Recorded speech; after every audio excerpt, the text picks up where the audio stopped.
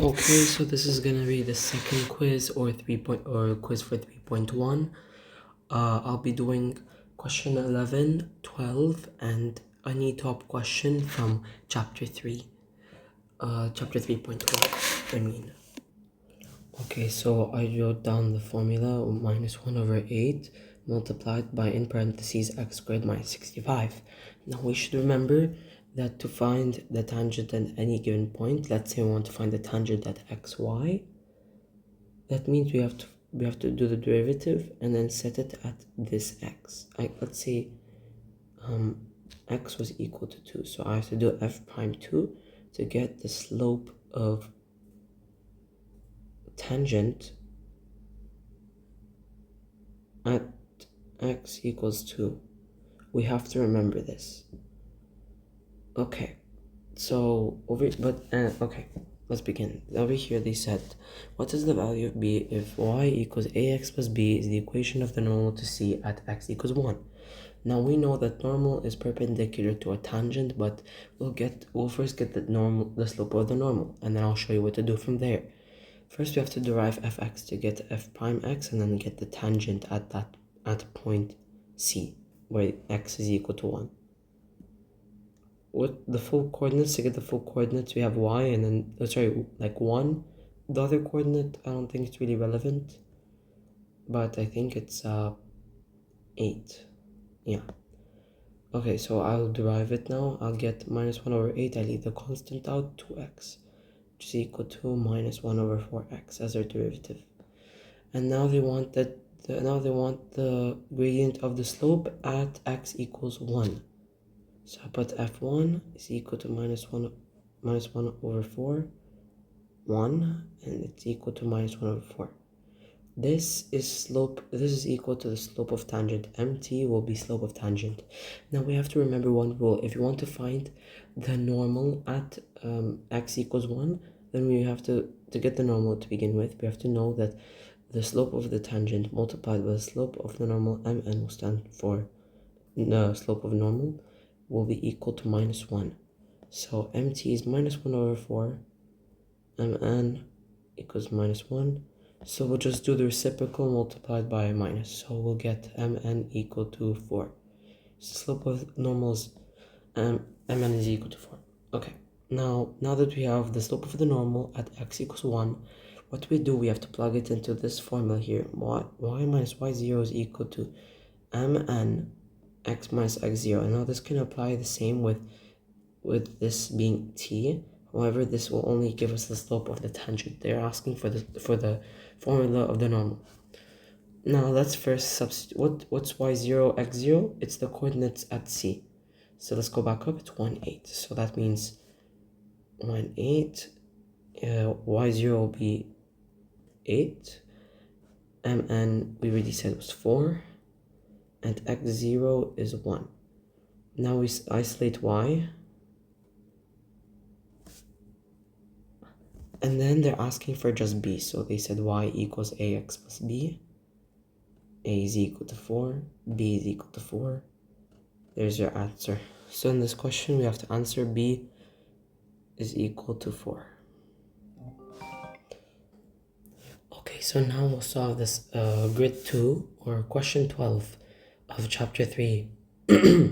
So over here, they're stating that there's two graphs, one which is a straight line and one which is a parabola.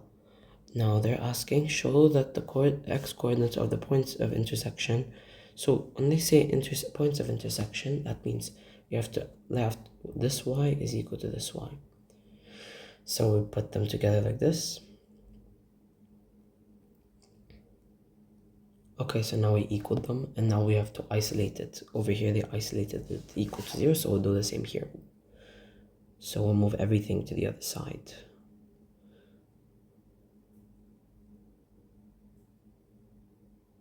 And once you move everything to the other side, you should get this. I mean, initially you should just get this, but then they want it in parentheses, so it won't really change anything if you do this. Okay, now you get this. So this solves question A. So question A, the answer here, they already gave it to us, so we'll just take that. We already finished this.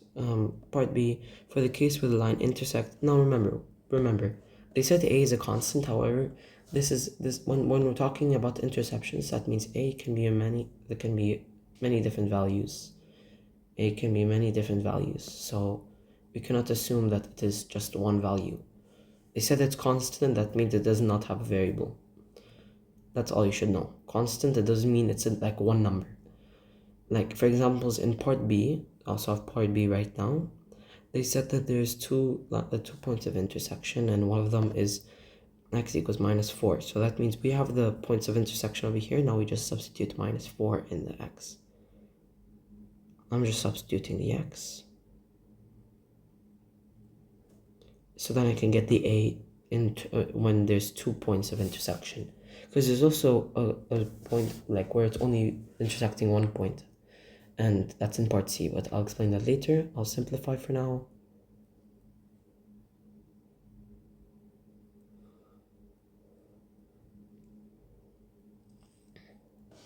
A is equal to 60 in this case. Now that I have A equals 60, I can plug it back up there, and I can write 60 x squared minus 6x plus 20 minus 60 is equal to 0. So x squared minus 6x minus 40 is equal to 0. I factor it and I get x plus 4, and x minus 10 is equal to 0, meaning that the values of x are x equals -4 and x equals 10. They already gave us that x is equal to -4, so now we only have to prove that x is equal to 10. So here, the other point of intersection is x equal to 10. Okay, so for the case where the line is tangent, now when it is tangent, that means that there is only one solution or point of intersection. Now to determine how how will this help us, how does this matter, we have to first focus on, you notice here it looks like a quadratic formula here. Over here it looks like a quadratic formula here. Let's look closer. Ax squared plus bx plus c. Let's go back to the previous stuff we learned from grade 9. We should know here that in this case x is equal to minus b plus minus radical discriminant, this delta is called discriminant, over 2a. Now we should know these following rules. When the discriminant is greater than 0 and there are two solutions or points of intersection, when discriminant is equal to 0, that means there's only one solution or one point of intersection. When the discriminant is less than 0, there is 0 solutions or 0 points of intersection. Now when there's a tangent, there's only one point of intersection, only one singular point, so we have to make the discriminant equal to 0, meaning that we can rewrite the value of x at where this line is tangent to the curve as x equals minus b plus minus radical 0 over 2a. So we'll just get x is equal to minus b over 2a. How do we get b and a? We'll go back up here, all the way back here, and instead of using a equals 60, we'll put back the original formula. So we'll go all the way back here, back to its old roots over here, where this was the original formula. So I'll rewrite it down over here, x squared minus 6x plus 20 minus a is equal to 0. And now I have to now I should remember that a here is equal to 1, b is equal to -6, and c is equal to 20 minus a. In the case of no discriminants, only a and b matter right now. I just plug it into this formula here, so I get 6 over 2, which is equal to 3, which means x is equal to 3 as the point of tangency. Okay, but they want the full coordinates of p, so p is 3, and then y, and then to get the other point 3, so to get the y coordinate of 3, we just substitute 3 in where do we substitute it again? We substitute it back into this parabola formula here, so we just do 3 squared minus 4, 3 plus 20. 9 minus 12 is minus 3, and minus 3 plus 20 is 17. So 317 is our point of tangency, and now we want to find the A in the case of when this line is tangent at the curve. So to do this, we must go back to the formula of points of interceptions and put x equals 3. We have to set x to 3. So let's do just that. So now we have, so now we're finding the other value of A in the case where the line is tangent to the curve. So 9 minus 18 minus 9 plus 20 minus A equals 0. Okay, so 11 minus A is equal to 11.